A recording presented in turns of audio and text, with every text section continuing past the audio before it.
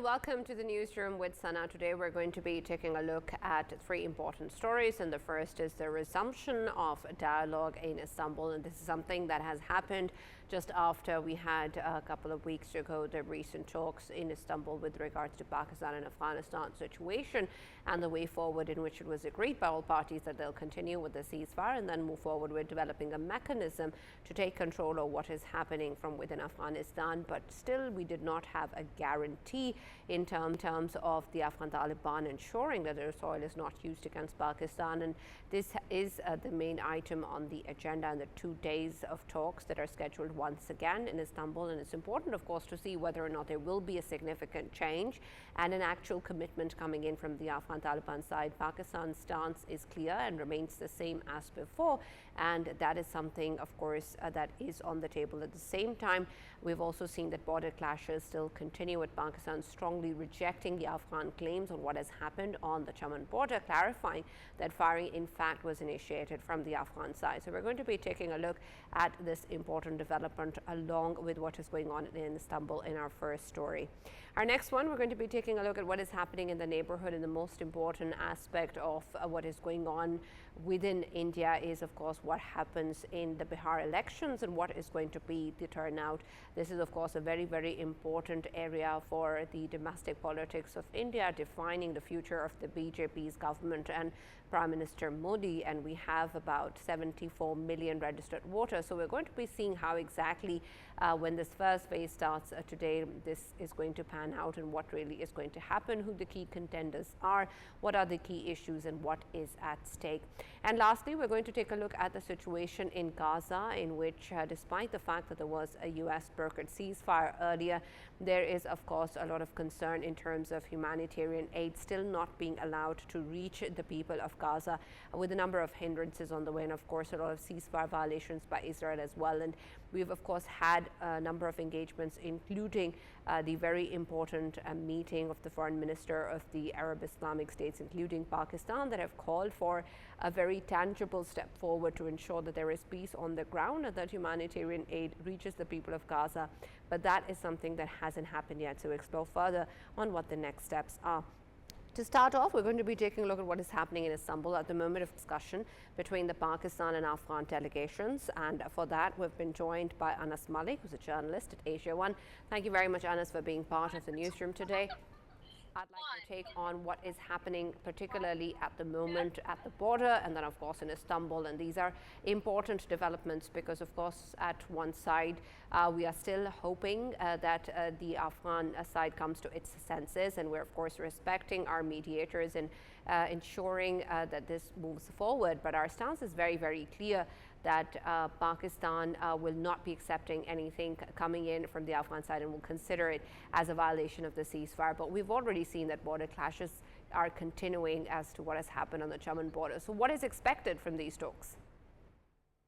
Well, Sana, thank you so much for having me on the show. I think the day began with a lot of cautious optimism. It's been close to 9 hours, 8 hours since these talks began here in Istanbul. I'm outside the hotel where the talks are happening. To my left is the hotel, but due to security reasons, we're not authorized to show the hotel. But that being said, the day began with a lot of cautious optimism.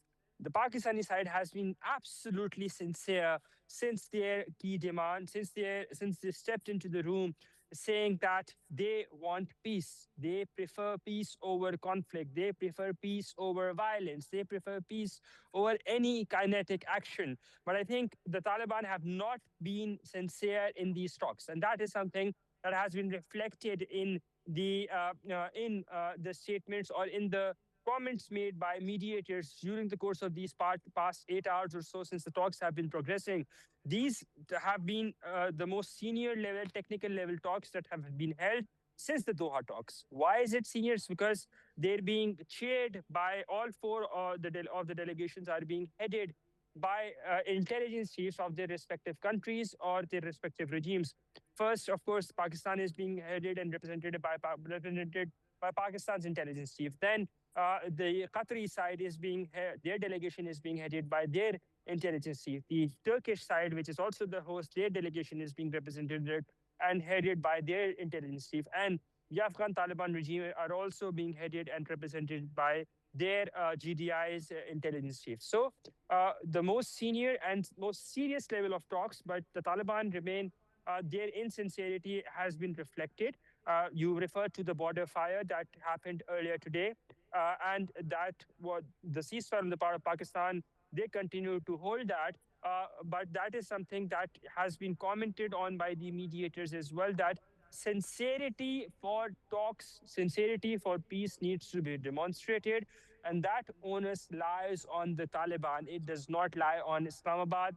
It solely and solely lies upon Kabul, and it is contingent upon Kabul to ensure calm, peace, and tranquility along the border in order for these talks to succeed. Sana. Right, absolutely. But Anas, what do you think is different this time around? We just had a round of talks in Istanbul that really did not end in a breakthrough. Of course, there was a commitment to continue the ceasefire. There was a commitment to move forward with developing a mechanism. But in terms of actual steps forward, there wasn't anything that was achieved. And I'm glad you've spoken about what is at stake and who the onus is at. But in terms of what has changed, because we have these parties, of course, coming back to the negotiating table and the role that the mediators are playing, what is the difference in terms of what we can expect, or what you think that the mediators have discussed with the Afghan Taliban, given the fact that they're sitting down again? How will these talks be different? Well, these talks are being held on the format of the Doha talks.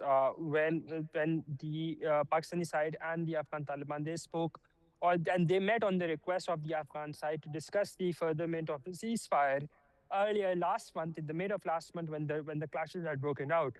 So that means that after today, what happened was, just to give you a brief sense, the host made the statement, after which the mediators, they've been individually speaking to both the parties, and then there is a grand talk or multilateral dialogue that is to happen. What is different this time is this, number one. Number two, what else is different is the fact that there are decision makers. These are key enablers, decision makers in the system. They're not cogs in the wheel. They're decision makers who get things moving, who are there, who are at the helm. That is number two. Number three, it is the proclamation of seriousness of of on the part of Pakistan with regards to the continuation of ceasefire. But yet at the same time, we're seeing that the rage attacks from the Afghan soil, they continue to emanate. So Islamabad has its hand full, and they've been presenting ample evidence. I think the technicality is what is defines the seriousness of these talks, and what has changed between the 30th of October till the 6th of November in these 6 or 7 days is that while the delegation they've been upgraded, and they've got more senior decision makers on the part of Pakistan, Turkey, and Qatar. The Taliban have also tried to demonstrate or signal that they are also serious in containing this issue and not furthering this issue. But as I said, what has happened a short while back, that firing Yeah. incident, that has lasted in some distastefulness in these talks, and that is the reason there have been more emphasis that has been put on by the mediators on the Taliban to demonstrate sincerity. Sana? Right. Thank you very much, Anas, for joining us and sharing us what is happening on the ground. We're going to be also speaking to former Ambassador Mr. Asif Durrani as to what can be expected from the situation. Thank you, Ambassador Saab, for being part of the newsroom. I'd like your take on when we see the current situation, and we've of course seen the kind of end that the last talks saw, and now again in Istanbul the parties are sitting together. There are border clashes still continuing, and the kind of rhetoric earlier that we've also seen coming in from the Afghan side, and then no guarantees. Do you expect any different outcome this time around? Well, it would be difficult to hazard a guess about the outcome, although the continuation of the talks and then upgradation of the level of the talks itself is important. So hopefully that would give leverage to both countries to decide about issues which otherwise at the technical level perhaps they could not do that. However, still, uh, till the time the political backing uh, is there is a likelihood that some kind of decision would be made. But if political support is not there, or for that matter, if there are, I mean, either of the party wavers, then I'm afraid then the talks would not move forward. Yes. Right. Ambassador Saab, given the fact that Pakistan has put its stance very, very clear, saying that anything coming in from the Afghan side will be considered a violation of the ceasefire, but we know, of course, that these terror networks exist, that the safe havens are there, and because we're not really getting any guarantees from the Afghan side, what if these talks fail? What is going to be Pakistan's next step? Well, again, I think Pakistan has made it clear that TTP would not be allowed to have their way through the Afghan territory. And then Afghan government, the Taliban government, they uh, are also aware of Pakistan's seriousness. So Pakistan has made it clear that TTP is the red line, and if the Taliban regime wants better relations, stability along the border, then it is important that they should rein in TTP cadres taking shelter inside Afghanistan, especially the TTP leadership who are holed up in Afghanistan. They are making conspiracies, making schemes to launch attacks inside Pakistan. So this has caused problem for Pakistan. So therefore, I think it is important that these countries should, Taliban regime should realize that for them, Pakistan is actually a big support. Losing Pakistan support would be detrimental to their interests as well. Yes. Right, and Ambassador Saab, that is essential because we of course need to understand and make the international community and especially the people of Afghanistan understand that this is just in their favor, and you're right in pointing that out. But is that something that still needs to be put forward by Pakistan? Isn't that something that is now a given the fact that we have the UN reports as well, we have the existence of these terror networks, we've put forward evidence of who's funding them, where are they emanating from, and the kind of support that exists within Afghanistan as well. So how can we make this a problem that the international community views it in such a way that is not just limited to Pakistan? I think Pakistan has made it clear, and it is now being very much acknowledged that Afghanistan has become a center of terrorist sanctuaries. And not only TTP, but almost over a dozen big terrorist groups are taking shelter inside Afghanistan.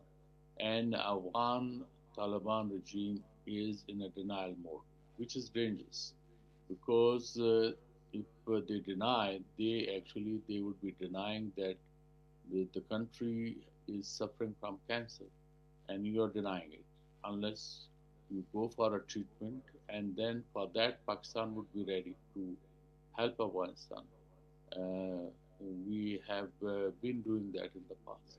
So it is important that the Taliban regime they take practical measures, and more importantly, they have to come out of the denial mode. That is very important. For instance, at the bilateral level, I have had the experience as special for Afghanistan that they never denied the presence of TTP for that matter, or they never talked about the presence of ISKP in Pakistan. In fact, they themselves admitted that if we take action against the TTP cadres, then there's a likelihood that they may join ISKP hold up in Afghanistan.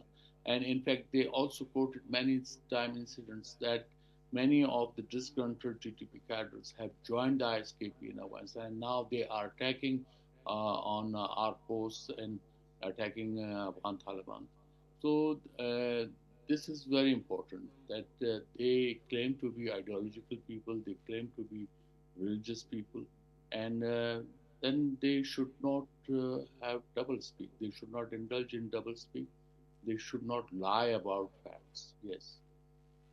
Absolutely. Ambassador Saab, there is also, of course, the fact that we've just had the DGISPR recently speaking about how the Afghan Taliban is not a legitimate government. They've not fulfilled promises. They are not giving what they had earlier reassured. They're not giving rights to their people, especially women, and they're not putting forward an inclusive government in place. Why is this not being an issue in the international community, given the fact that it's now been about 4 years or more than that since the US troop withdrawal? And because of that, there is a lot of concern, of course, as to what is happening on ground. Of course, the recognition isn't there except Russia, but a lot of countries do have engagement with the Afghan side, and it seems more and more of an acceptance of this reality, even though this is not a legitimate government. Well, I think jury is still out. Yes, they are not legitimate government, but how can you forget that they entered into dialogue with the United States? Then they signed an agreement in February 2020 with the Americans, and they shook hands with the American interlocutors. Absolutely, but Ambassador Saab, that's an agreement. That's an agreement that they did not uphold. No, the question is, agreements when they are breached. So, what is the penalty clause in the agreement? Yes. You have to apply that, and the penalty clause is the international community. They have to make them realize. Right now, international community is least interested, led by the United States. It is actually Afghanistan's immediate neighbors and Russia which are keeping Afghanistan going, and there is no trade between the with the international community. It's only the immediate neighbors which are trading with Afghanistan and keeping Afghanistan's economically going through their barter trade and through currency swap. So Afghanistan is in dire state. The poverty level is around 97%. Almost 50% of the population is dependent on international assistance. So it's a bad situation. And let me also warn you here, warn our countrymen also, that if the poverty graph grows in Afghanistan, then the danger is that the people would start leaving the country. So they would rush towards the neighbors, especially Pakistan. So I think we have to be prepared for this eventuality or this contingency. It is very important, and then we have to sensitize the international community also about uh, uh, rehabilitating those refugees returning to Afghanistan, because now it is claimed that there is stability in Afghanistan, there is peace in Afghanistan, which is the big pull factor for the return of the refugees and their rehabilitation. But that rehabilitation would need international assistance. Yes. Right. Thank you very much, Ambassador Saab, for joining us and being a part of the newsroom today. We're now going to be taking a look at what is happening in India with the very important Bihar elections starting today. And this is, of course, the first phase, with the next one happening next week. But a very, very important election in terms of what that would mean for the BJP government and, of course, the tenure of the Prime Minister Narendra Modi. And it's an important area for all of the different parties in India. And we have about 74 million voters that are going to be casting their votes, and this is going to be an integral way forward in terms of who gets to then control Bihar and then, of course, the larger India. And for that, we have been joined by Mr. Sanjay Kapoor, who's a journalist from India. Thank you very much, Mr. Kapoor, for being part of the newsroom today. I'd like your perspective in what currently is the sentiment in Bihar, because, of course, these are very, very important elections for the government in India, and particularly now the BJP government. And so in terms of this very, very important state and the large voter base that exists there, what do you think is the current sentiment and inclination towards of the people?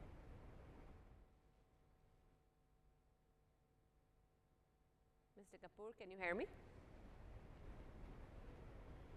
You'll have to unmute yourself. I'm unable to hear you. Nice. Thank you for inviting me to speak on this important show. I think there is a great amount of excitement in Bihar. I think the voter turnout on the first day of polling has really stumped everybody. Nobody was really expecting so much of voting, a really high percentage, almost 10% more than the last time it was done during the parliament election 2024 or even before that. So it's been phenomenal in terms of the voting. And whatever feedback that I have got, whatever understanding I have to start with, when you have such a high voter turnout, is basically anti-incumbency. People don't want the government to continue, but these are very strange times, and you're not very sure how the entire process will play out. Primarily because you have the opposition leader Rahul Gandhi, the leader of the Congress Party, who addressed a press conference day before yesterday, or was it yesterday? Yesterday he addressed a press conference where he made this striking allegation. He called it the hydrogen bomb, where he suggested that the elections were hijacked primarily because the votes were stolen, and he came up with very serious probe into how it had taken place, how votes were stolen by the centralized authority. He did not mention the BJP or anybody, but that was his implications. So the voter turnout has been extraordinary, but we don't know how it will all play out. That is all I can say at the moment. Right. Mr. Kapoor, with reference to the kind of way forward that is expected from the BJP government, of course, earlier they did suffer a defeat in Bihar, given the fact that they had to join hands with another party. And then, of course, in terms of being unable to have that majority, that does have an impact on how the party leadership or popularity is being viewed. And so given whatever the sentiment is at the moment, of course, we don't know what the election results are going to be, but in terms of the kind of sentiment that has existed in India, do you think that the BJP's popularity is the same as it was before? Very difficult to ascertain exactly what the popularity, because in the last 2024 election, if you take it as a marker of his popularity, of the Prime Minister's popularity, I think he took a beating, came very close to being voted out of the office, and it was with great difficulty that the BJP managed to come back to power. But we don't know how it is going to play out, because the belief was that Mr.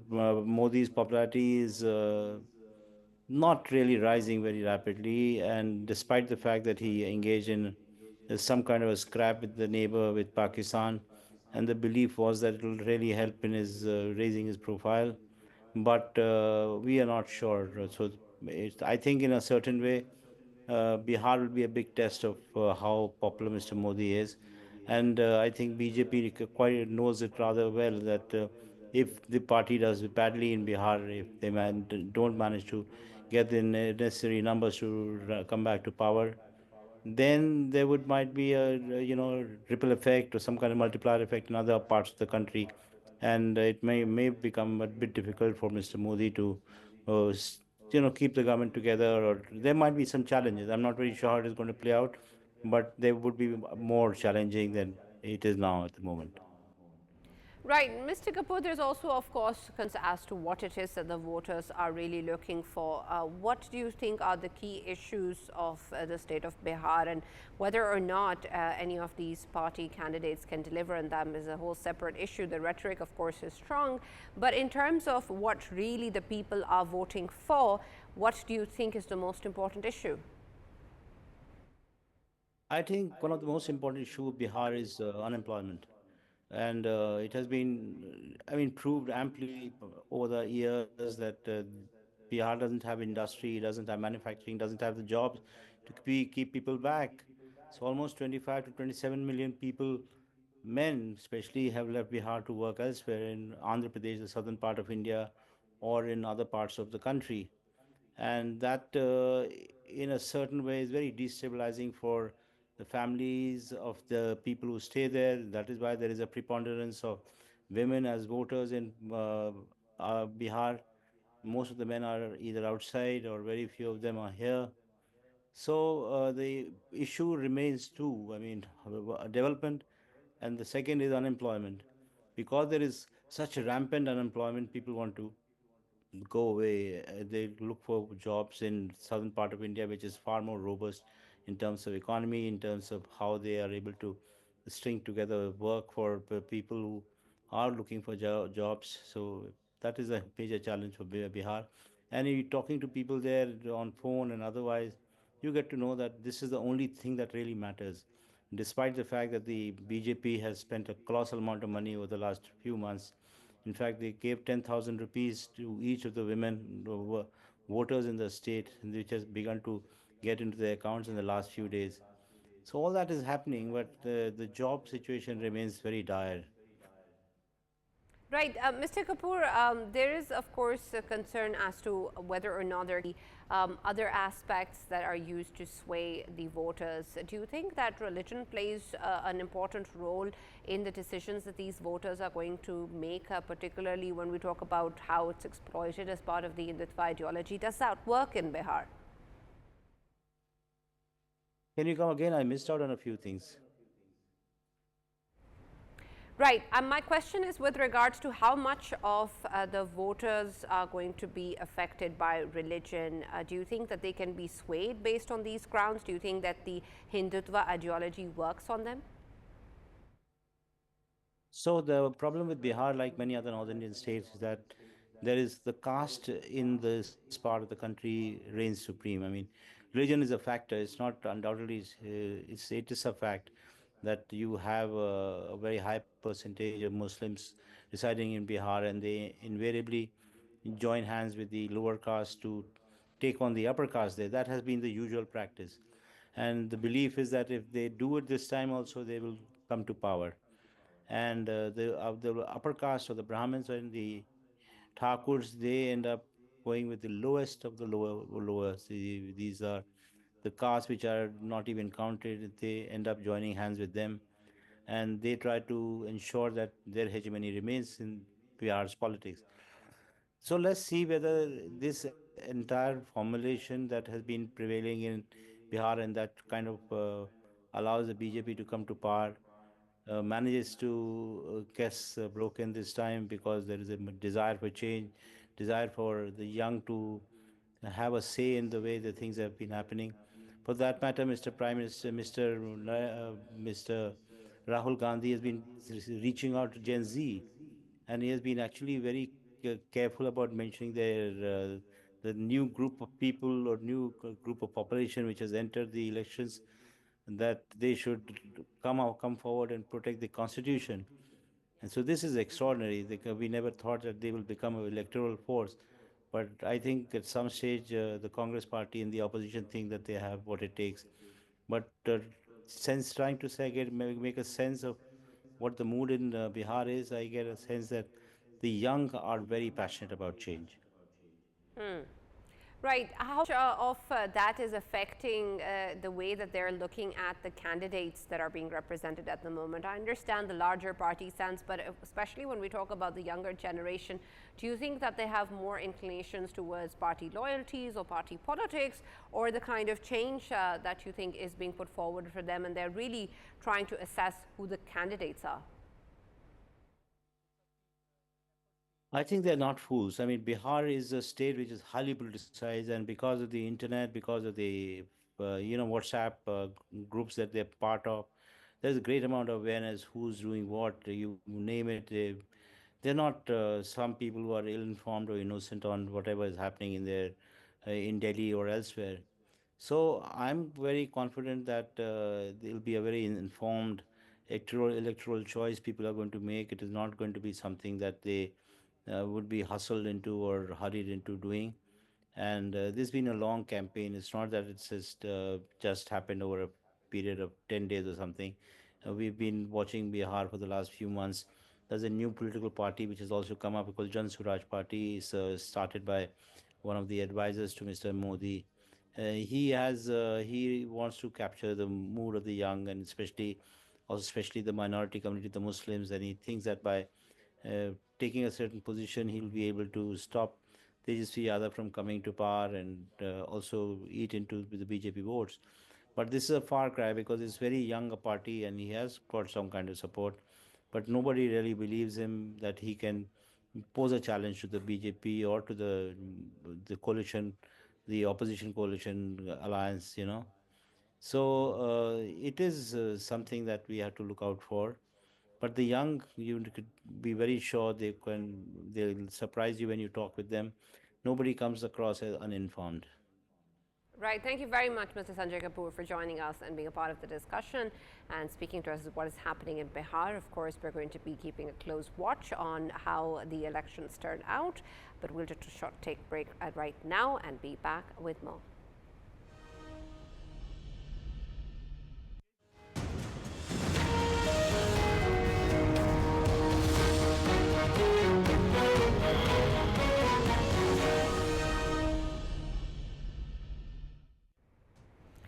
Welcome back to the newsroom with Sana. We're now going to be taking a look at what is happening in Gaza. Of course, the very important ceasefire and the peace deal that was brokered by the United States and other countries is an important factor in making sure that the situation improves. But because of the ceasefire violations that we've been seeing, there seems to be still a lot missing, especially when we take a look at the humanitarian aid trucks that are still not really reaching the people of Gaza, and whatever is reaching is very, very insufficient. And at the same time, we see that the airstrikes are continuing, including bombing of Lebanon, which is very, very integral in terms of what the situation is, and moving forward towards de-escalation is a hope that is diminishing. And so it is important to see how we're going to move ahead with this situation and what can the international community, especially the countries that have put forward this peace deal, can do to making sure that we get the benefits out of it and we have the people in Gaza and their suffering ending. For that, we've been joined by Mr. Osama Mohammed Nazzal, who's a Palestinian journalist. Thank you very much, Mr. Osama, for being part of the newsroom today.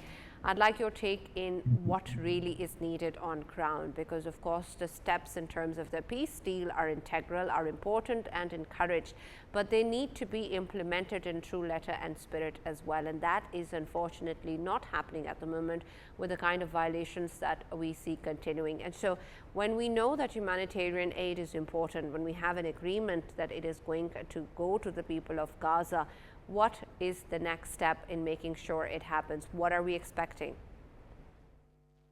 Yeah, that is the point, that all that we hear from the different parties involved in the issue of ceasefire and the day one after the war in Gaza, all that are, just statements and ink on paper, because when it comes to the fact on the ground, Israel is doing what it wants to do, as Israel is maintaining the presence of its military forces on 53% of the whole area of Gaza. And it is very clear that the Israeli occupation government has a plan to continue its occupation of this part of Gaza. And it is creating facts on the ground really today. And at the same time, it is extending a process towards the second stage in order to make sure that its military forces are going to stay beyond or behind what Israel calls the yellow line, which is 63%, 53% of Gaza. When it comes to the access of humanitarian aid, of course, Israel has full control over that. And the final saying is to the Israeli occupation authorities. And the humanitarian aid is trickling into Gaza, a very small amounts that are nothing compared to what is needed. Because when we talk about the Gaza Strip, we are talking about the need for everything, as Gaza has nothing. You know that the people are homeless, as 90% of their houses were demolished during the Israeli genocidal war, and they have no hospitals, no clinics, no schools, really nothing. It is no way for human life now in Gaza. So everything is needed, and Israel is trying to prevent or restrict access of a humanitarian aid in order to keep the situation as it is and to make resumption of a human life in Gaza as impossible. Right. Osama, when we see the situation, it's important then to understand how we're going to resolve it. And what you're pointing out is very, very integral. But in terms of the way that a number of these violations that are existing are not really meeting any consequences, and that is being given a lot of excuses as to why the ceasefire violations are taking place, what then do you think can be the next step in ensuring that at least aid reaches into Gaza? Because a lot of this is also blamed on Hamas not releasing the bodies of the captives. What is your response to that? Yeah, the Israeli occupation government is responsible for all the horrors and for all the atrocities that the people in Gaza are going through.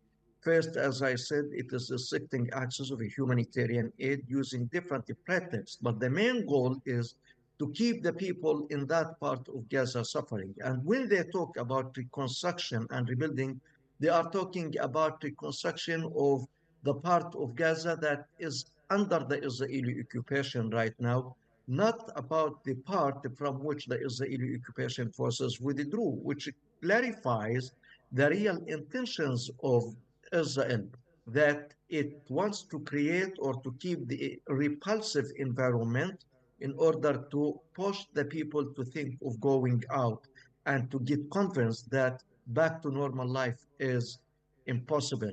Now, how we can get rid of this without a clear pressure from the American administration on Israel, that won't be achieved. And the problem that the Palestinians have always been facing is the American administration not biased to Israel, but full support for Israel.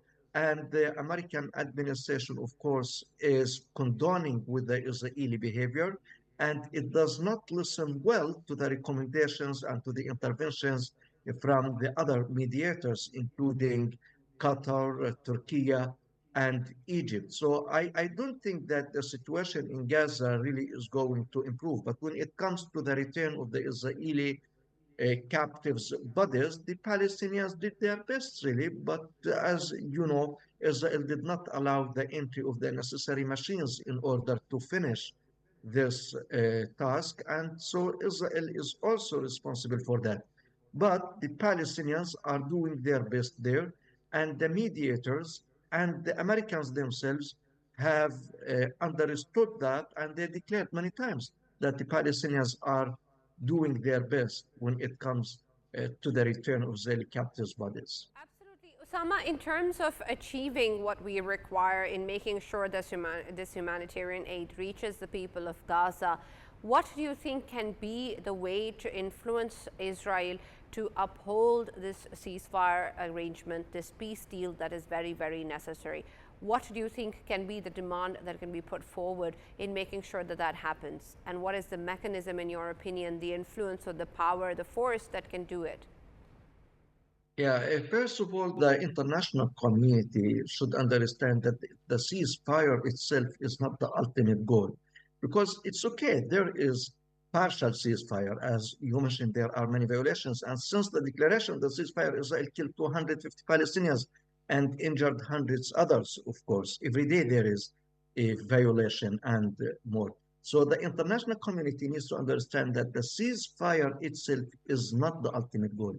The goal should be the full military withdrawal of the Israeli occupation forces of Gaza and to kickstart the reconstruction process, because people can't live without houses, can't live without hospitals, can't live without the schools, because we are talking about life without a future if the situation that the people in Gaza have today continues. So what is demanded is genuine understanding by the international community of what is demanded on the ground, the points that I mentioned, and also without pressure from the Arab and the Muslim world on Israel. I don't think that Israel is going to heed any call. For example, the Arab states that have Israeli ambassadors in their capitals, they need to threaten Israel to sever any ties, any relationships, unless Israel approves of